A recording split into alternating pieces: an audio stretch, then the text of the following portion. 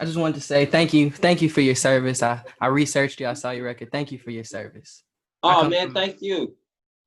Yes. So let's get right into it. All right. I'll start off by introducing you and then right into there. All right. Okay, so today I'm with Mr. Jamar Doc Montgomery, a father, a patriot, a servant, and a man of God. Mr. Montgomery, can you start? You can introduce yourself. Man, that was great. That was great. Hello, everyone.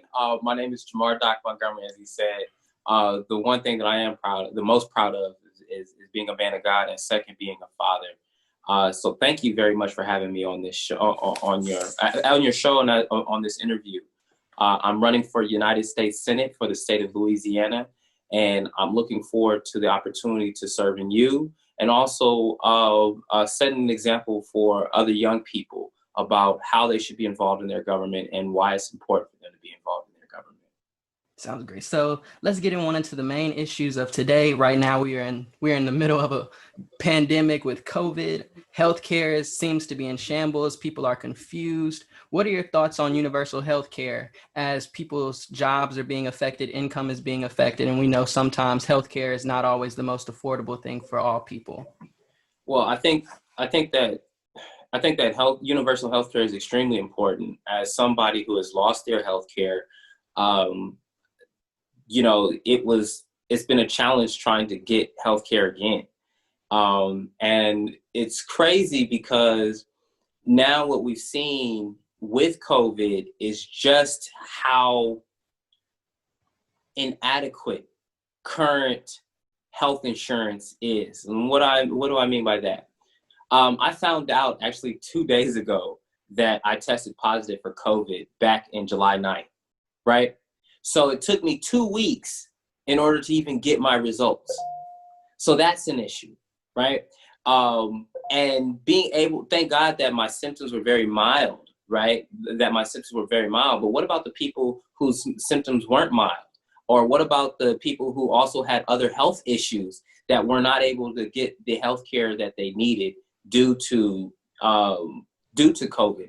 So with universal health care, I think it's very important, especially that we have other developed countries who we say we're the best over them that have universal health care, that they've provided it in their budget to provide for their health care. And when we look at universal health care, we also have to realize that a healthy workforce is a more productive workforce. And if you have a more productive workforce, then you have a more prosperous country.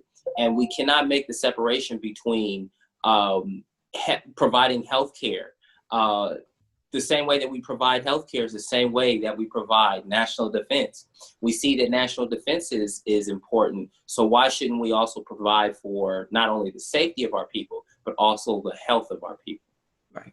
Since we're on the topic of COVID, let's talk about the response of COVID that we've seen in the past several months. There's been a lot of people saying the response has been great. There's been the absolute opposite, and there's just people in the middle. What do you think about the COVID response on a federal level? Do you agree with the way the federal government passed the response and the needs and the mandates down into the hands of governors? Do you think we should have taken a more unified approach like some other countries have done? What are your thoughts on the whole COVID response? Well, when we look at the COVID response, it's a sad day when the quote unquote greatest country in the world has the worst response, has the worst infection rate in the world, and that's a major issue. That's a major issue. I'll say this, that when you've been warned about an issue like this, about a global pandemic, that this is on the horizon, you can't then pivot and utilize that as a tool for political power.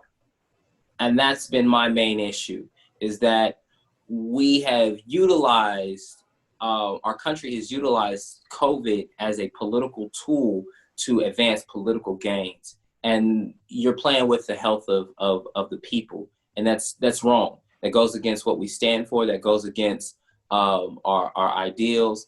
And it's unfortunate that we have national leadership that is able to dupe people. This virus is real. It's deadly. Yes, it affects a small a small portion of the population, but the fact is that everyone has grandparents. Everyone has has parents that are getting up there in age, and we're concerned about mostly their health and their safety as well. And the fact that we have national leadership that has utilized this response as a tool for political gain is a major problem. So with the mask mandates, with the testing, with the vaccination trials, all of that should be ran by our health professionals and our health experts, not being hijacked by our national or even state leadership. Well said, well said. Since you mentioned mask and social distance, that's another hot topic of today. Some people say mask is tyranny. I see you have a mask. Some Happy people social say distancing. Some people say social distancing is tyranny. Some people are all for it. Where do you stand in regards to a national mandate on mask and or social distancing? If I think it's absolutely ridiculous that people are fighting and talking about masks being tyranny. There's no way about it. Like, there's no way around it that, okay, if it's tyranny, then there's some other tyrannies that are going on in this country as well. If you're going to say that a mask, that requiring you to wear a mask is tyranny, I think it's nonsense. If you knew that wearing a mask could protect you or protect your loved ones from possibly getting sick. Now, mind you, just because you don't die from COVID doesn't mean that it doesn't affect you. As a person who tested positive for COVID, I wasn't feeling well for a good 3 to 4 days, and my body was fatigued. That affects you. That affects your productivity. That affects the people around you because you're afraid of the people around you getting sick. So they may not necessarily die, but they may be affected by it. And we don't know the difference between people who are asymptomatic and people who are symptomatic. So to call mask wearing tyranny is like saying wearing a seatbelt is tyranny. Right. Yeah, no, you don't. Yeah, you may not never get in an accident. You may not never need to wear a seatbelt, but the moment that it happens to you, you would have wished that you had a seatbelt. And guess whose responsibility to take care of you after you've been launched through the windshield? It's the people. Why? Because you're utilizing our hospitals. You're utilizing our ambulances. You're utilizing our healthcare to help get you back to where you need to be, which was totally preventable if you wore a seatbelt. Right. So now, in utilizing social distancing and also wearing your mask, that's the COVID seatbelt. And I would much rather have my COVID seatbelt on than not have it on.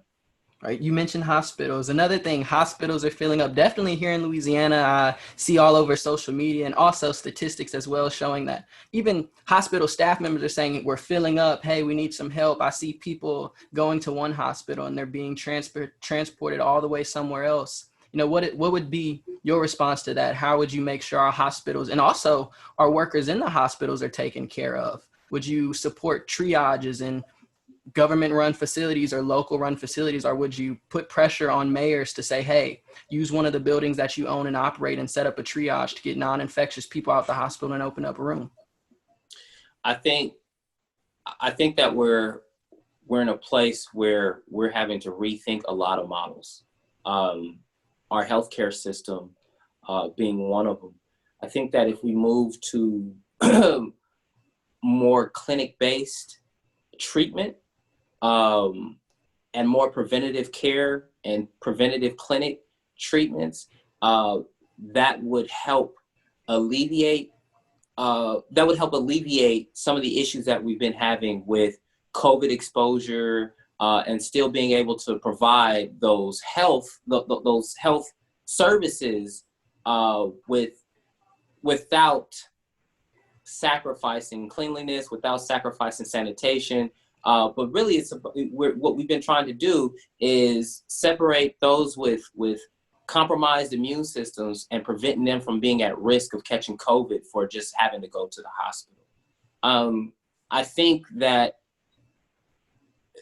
outside of COVID, we should be moving to a more clinic-based model and more preventative clinic-based model, even outside of COVID. But with COVID is that you can't look at somebody and know that they got COVID, and that's the dangerous part about it. Right. And this is like a perfect respiratory virus, in that just being within 6 feet of this person and you have the droplets, or we haven't even determined whether or not it's also transmitted through aerosol form.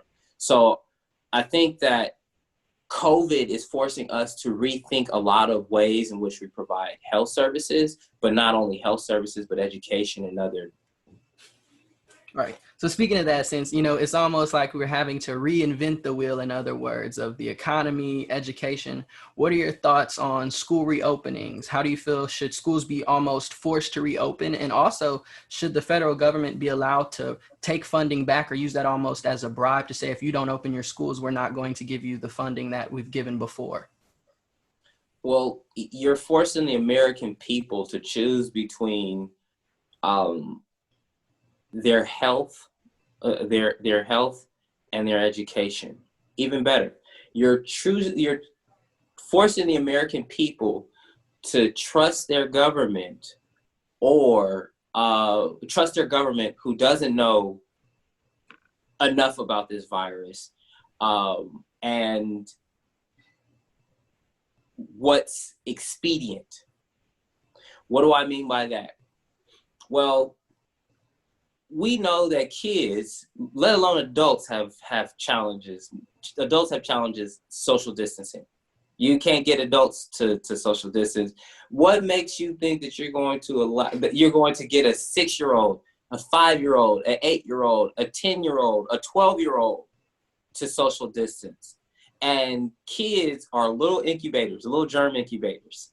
And now the thing that we're concerned about is not just the children being sick, but the adults are worried about the children coming home sick and then now getting them sick. And now that affects their job, that affects their work, right? Because now with the unemployment rate almost at 10%,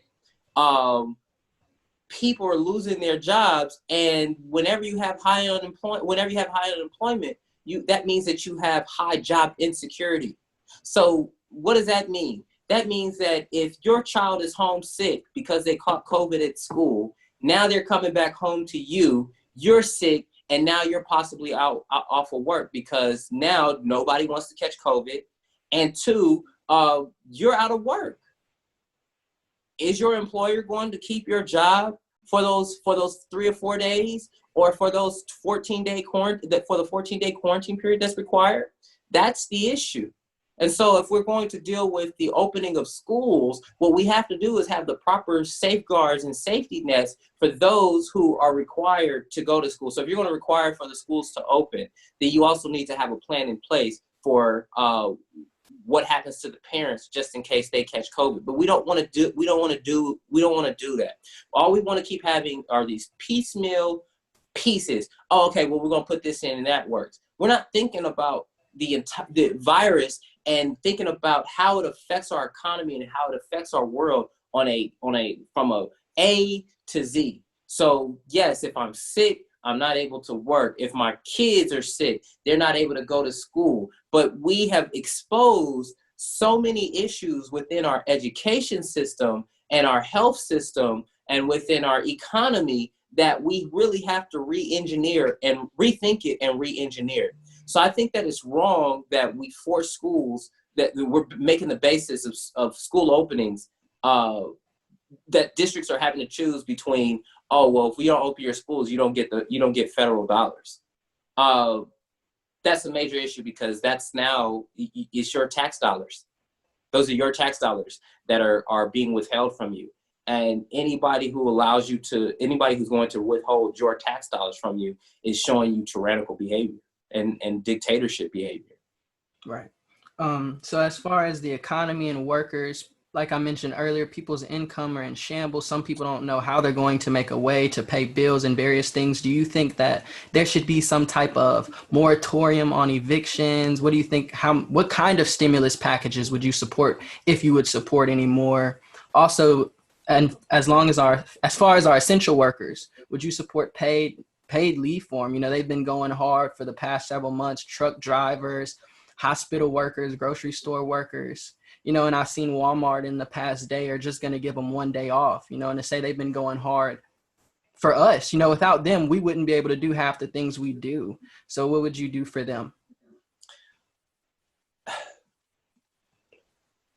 For them,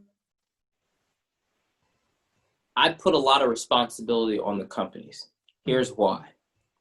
We just got done before COVID hit, we were having a political discussion about a living wage and minimum wage.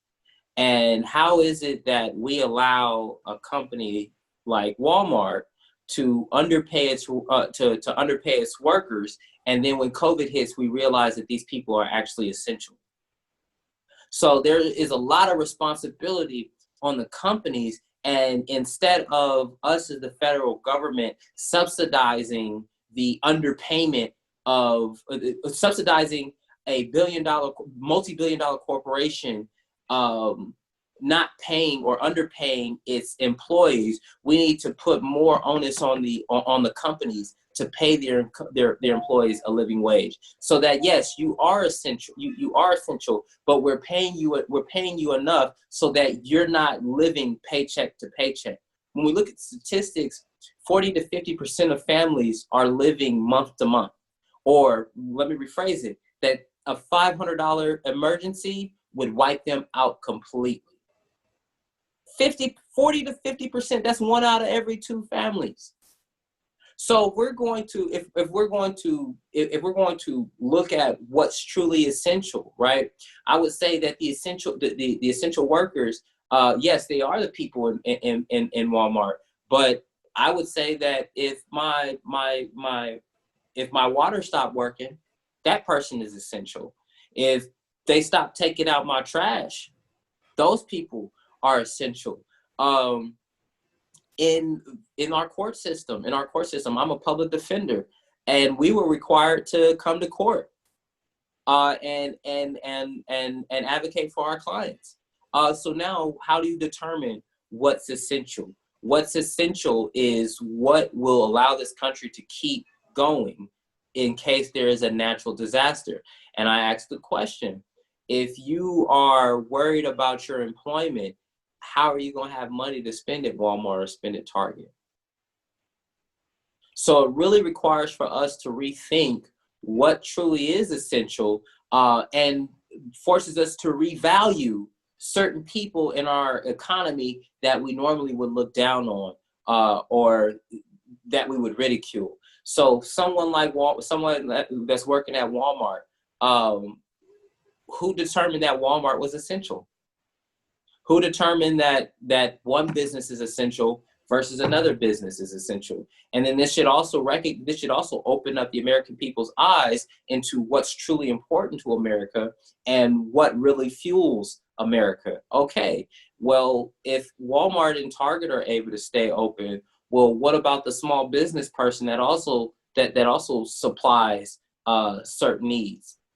And when you make Walmart essential but require for him or her to shut down, now what you've done is you've made a winner and you've made a loser.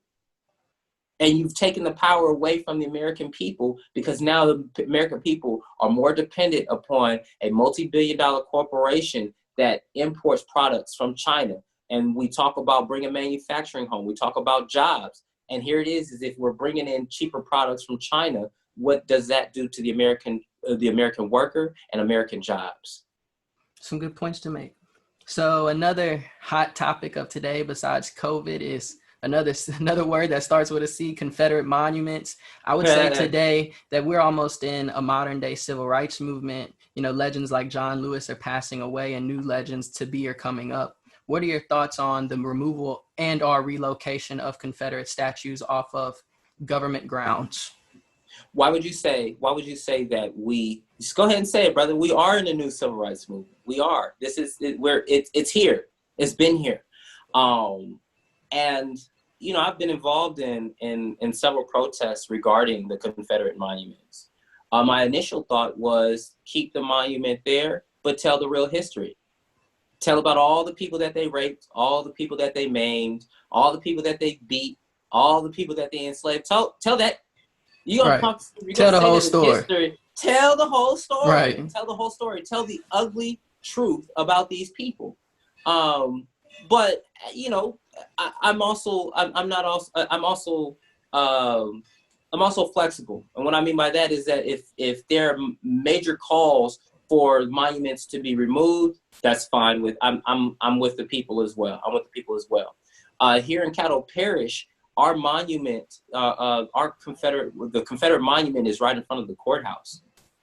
And when you see something like that, it's like, well, why should anybody who's the descendants of enslaved Africans, why should they ever think that they're going to get justice when the monument to their enslavement is right in front of the courthouse?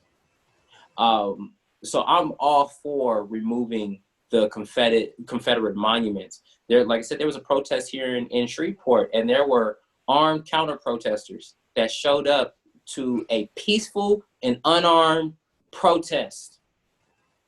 There were snipers on the roof with their guns trained on unarmed, peaceful people. And I have a major issue with that. But I also have an issue with the fact that Shreveport Police Department, Caddo Parish Sheriff's Office, and the Louisiana State Police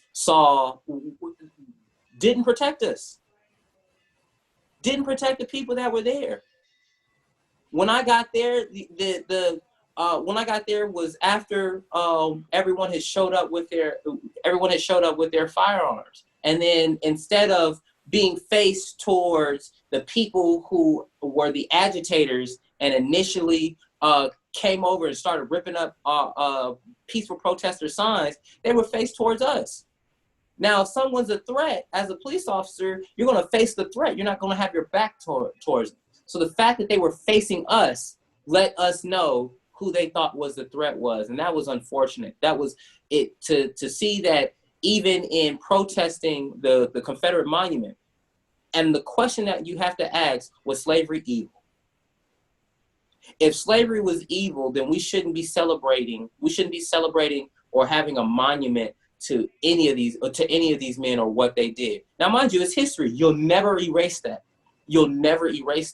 But the fact is if slavery was evil, if slavery was evil and your heritage was part of slavery, then that's not necessarily a heritage that you may not want to necessarily be as celebratory, especially if you are a modern day thinker.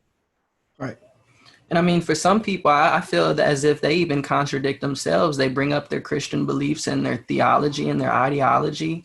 They talk about their ethics, whether they're religious or not. You talk about your ethics, but you're glorifying slave owning rapists that go against whether it's a Christian doctrine, a humanitarian doctrine, any code of ethics that literally goes against anything stated in there for the most part. So I always try to think about that. Like, that's a little hypocritical. Since we're on the topic of things like this, what do you think about police reform? How do you feel about the language that's become very popular as defund the police? What do you think about that? Does it mean anything to you? Do you think that the meaning has been distorted by other people on either side of the aisle? Just your thoughts on it. Police reform, the George Floyd bill, what do you think about that has been presented? Well, we sensationalize a lot of terms. And we do that because part of mainstream media's job is to sell fear. When we think of defunding the police, people think, oh, no, the police aren't going to have any budget. No, what it means is that you're going to be reallocating certain resources into other areas, the same way how we reallocate our tax dollars out of healthcare or out of the educational system, and we reallocate it into the prison industry. So when I think of defunding the police, I think about smart allocations. If you, we all are consumers of law enforcement. What does that? What does that mean? That means that we're supposed to receive a certain product from law enforcement. What does that mean? I want a safer neighborhood. And if me giving law enforcement a bigger budget does not make my neighborhood safe, then I need to invest that money into the things that actually make my neighborhood safe. Well, if my crime in my neighborhood is not because of moral reasons, but because of an economic reason, then I need to have more programs that help people get jobs, that help get people the job training that they need. Why is defunding the police such, why does that evoke so many emotions? Well, it's one of the few places where you as a high school graduate can make six figures and have a good retirement and have one of the greatest job securities that you ever could have and be part of one of the strongest unions that America knows. So that's what's scaring a lot of people, is that now here it is your job security, the power that you have of a police officer is now in some way threatened because of that. I've been a big militarized police, an advocate against the militarization of our police. That's my research area. That's what I'm published in, militarized police in protest.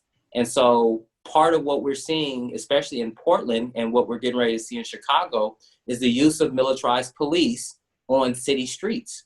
I have a big issue with that. I have a very big issue with that.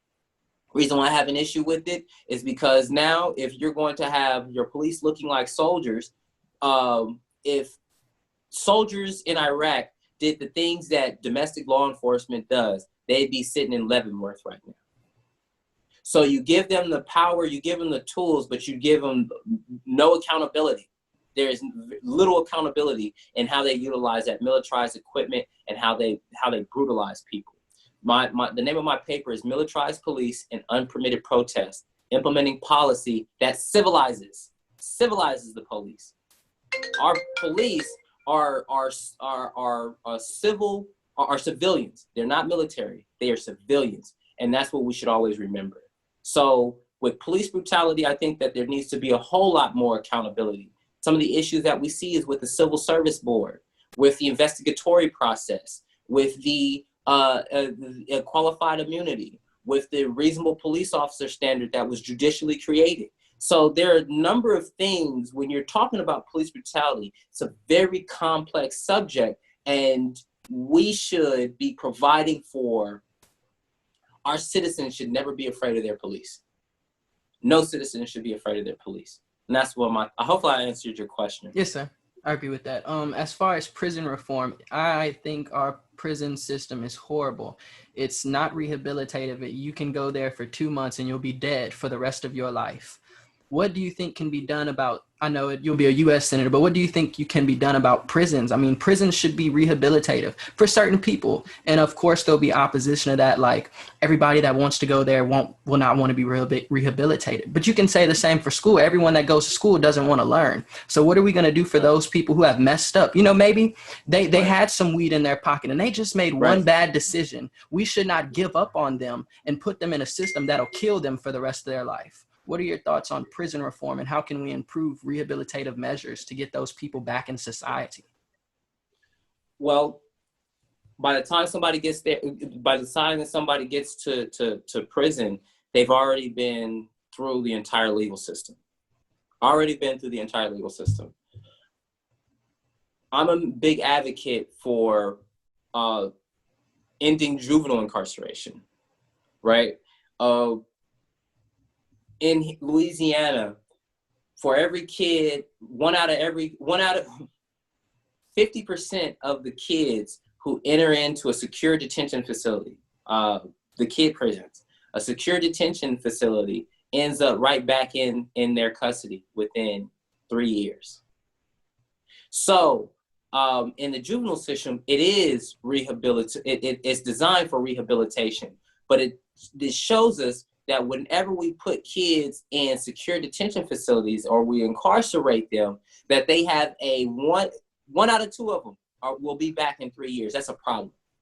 So when we look at the adult system, I wouldn't be surprised that many of the people who are in the adult system were also in the juvenile system and had spent some time incarcerated as a juvenile. And as a juvenile, your mind it's easier for you to be institutionalized. And so by the time that you're an adult, you've already gotten used to going through the legal system. You've already gotten used to dealing with the police. You've already gotten used to being incarcerated. So our prison system definitely does not have a rehabilitative purpose. And the reason why it's not a rehabilitative purpose is because there's profit in it. It's a multi-billion-dollar industry. Why would I want to rehabilitate my product? Why would I want to do anything or support anything that prevents my product from entering into my facility? That's the issue, is that there have been major profit motives that prevent it from being rehabilitory. I think that's or rehabilitory. That's a tough word. We've allowed profit to enter into the mix. Right, I definitely agree. So prison reform is definitely needed. What that looks like, that one I would have to sit down a little bit more and do some more deep thinking about it. Because once again, like police brutality, it's a very complex issue. But we can see once again that look at what investments that we've made in the prison system, and are we getting a good return on our investment? Right. I would say no, because there's a lot of talk about the issues of welfare. We don't want people on welfare and things like that. Well, one of the biggest recipients of welfare is the prison industry, because guess what?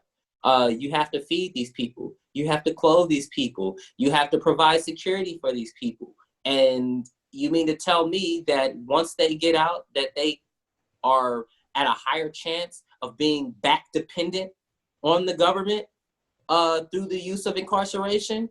That's a major issue, because you have totally forgotten what the institution was. It's a people-centered institution, but it's focused on the wrong people.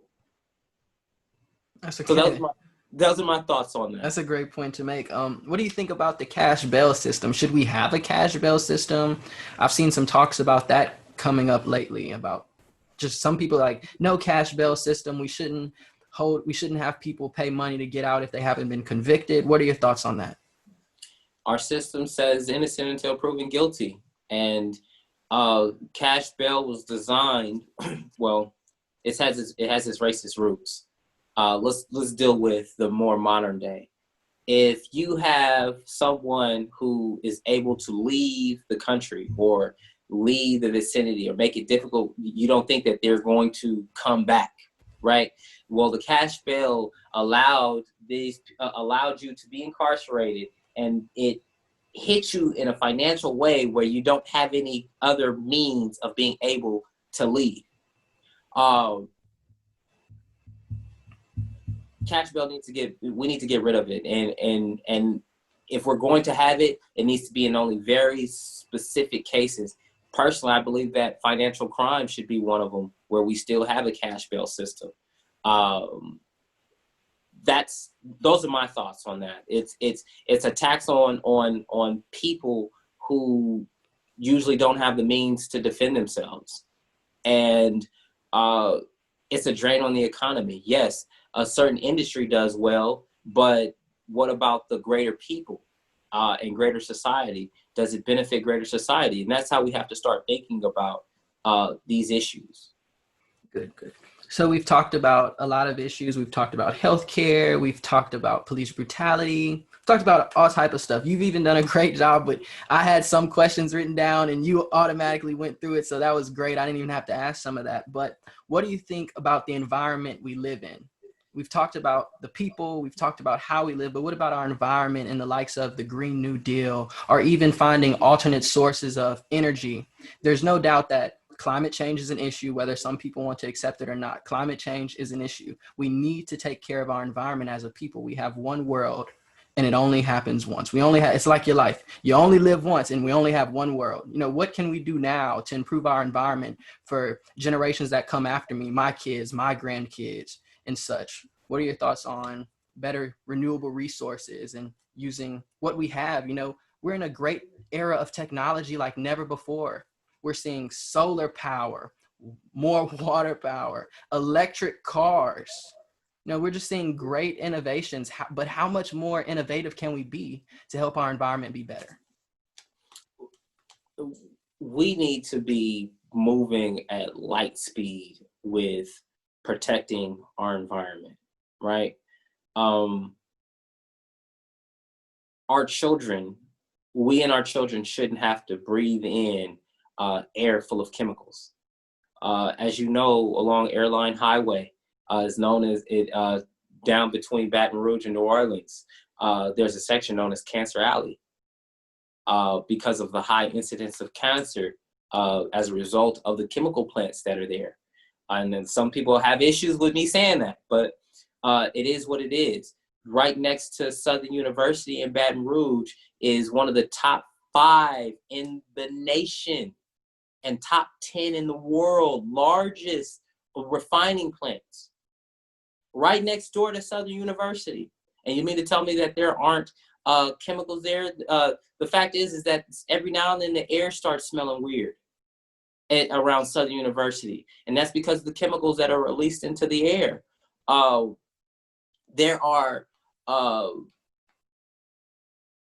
We have allowed certain industries to have a stranglehold over our legislators.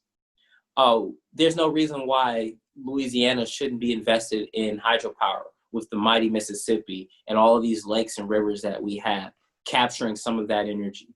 There's no reason why we shouldn't have geothermal energy with the drilling expertise that we have through the oil and gas industry. There's no reason why we shouldn't have wind power with as much wind and hurricanes and that we have, that we can harness that energy. There's no reason why we shouldn't be taking advantage of wave energy with our proximity to the coast. And there's all these different plethora of options that we have, yet we only focus on one or two.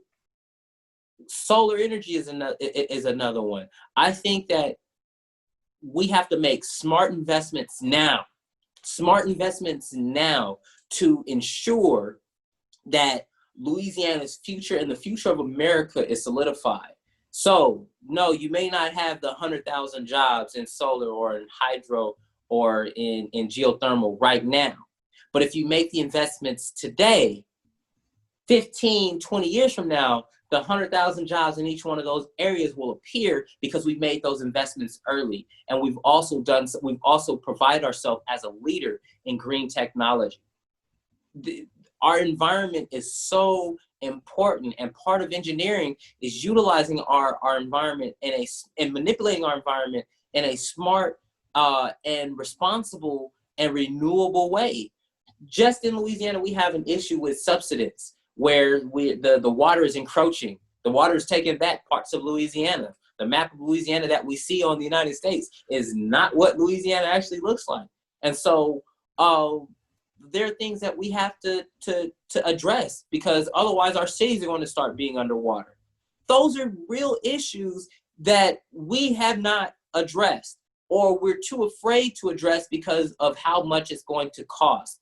But if we think about it in the sense that by addressing these issues, we're creating long-term jobs, our thinking has been too short-term and not long-term enough.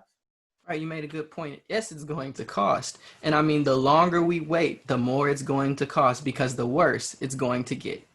Just like land has been eroding for year after year. Yes. The climate is getting hotter and hotter. Yes. I mean, it's been almost 50 years of that, and it hasn't showed any leeway on slowing down or getting better. So I believe that that's a great point to make. So my last question would be, why you? Why Jamar Doc Montgomery? Why should we vote for you as our next United States Senator to represent the state of Louisiana? I'm authentic. I'm authentic. You're going to get someone who's been on the ground fighting for the people, as a civil rights advocate, as a public defender. So I'm defending the constitutional rights of our children. I'm a father. I understand the people's experience. I understand what they're dealing with. I understand what's important to them. I know what's important to them, not because I done heard it, because I done felt it, I done lived it, I've done it. And now our issue with our legislators is that they aren't responsive, that they don't understand, and that they don't care. I understand, I'm responsive, and I care. I care. Me running in this race is me walking it like I taught it. When I taught political science at Southern University, the best way that you can prove something to somebody isn't by just telling them, by proving it and showing it to them. And I'm proving and showing them that this is what happens when you get involved in your government, that you can change your government, that your government will be responsive to you when you make it be responsive to you. And the way that you make it be responsive and responsible to you is by getting involved. That's good. I like that.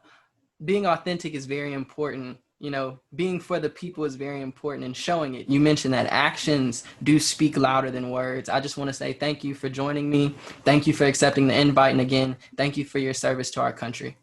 Thank you, man. Thank you. I appreciate you. Thank you. Best of luck on your campaign. All right. Thank you. Question. Yeah. Will I be able to receive a copy of? Yes, sir.